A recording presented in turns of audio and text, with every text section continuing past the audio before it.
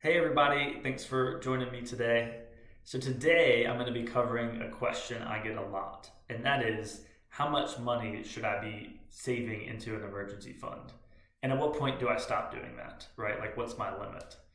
And I love this question because I get it from people who are in their 20s and just starting out in the workforce, and I get it from people who are in their 50s and 60s who have accumulated lots of assets and are still trying to figure that out, right? How much do I keep in the bank?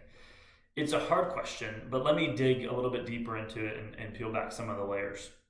So, the first thing I would say is if we're thinking about what we want in an emergency fund, I would say there's a few things. Obviously, you want it to be liquid and you want it to be safe, right? So, it's there when we need it.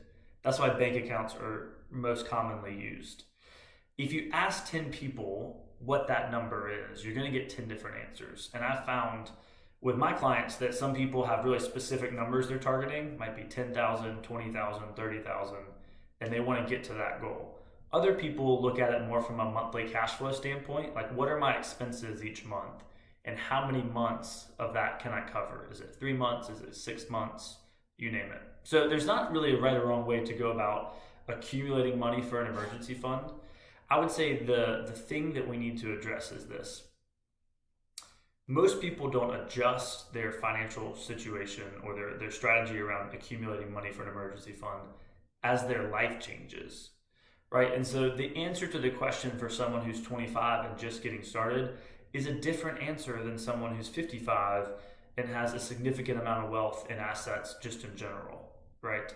They're trying to accomplish different things. For the 25-year-old, it's, hey, if I need new tires for my car, I need to be able to have money for that so I'm not using a credit card, right, and going into debt.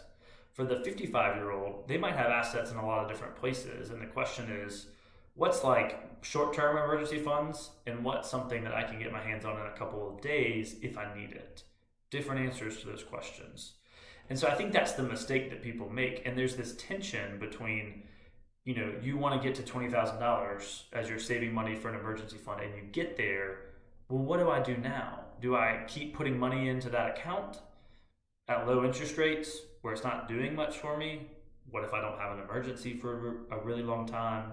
Those are the questions that start to creep in. And so we have to have a strategy that encompasses, let's get to that goal. And then how do we layer on different vehicles that might not be as liquid as a bank account, but we don't need all of our money in a bank, right? We can use other vehicles that might have a higher return than what the banks are currently offering in interest rates, which is pretty close to zero. And so we might be willing to give up a little liquidity and still be able to balance those things out. I would say two quick general rules of thumb. You want to be saving 15 to 20% of your income. That would be one way to kind of build up these different buckets. And the second thing I would say is have a longer term goal of having 1 year's worth of income be liquid. So if you make $100,000, the goal would be to have $100,000 in vehicles that you can get your hands on within a few days, right? Not all that's going to be, at a bank account where it's liquid day one, right now, but you would want it in places that's not tied up, for example, in a retirement account. So that's just a quick deep dive right there. Hopefully you guys enjoyed it and learned something. Thanks for watching and see you soon.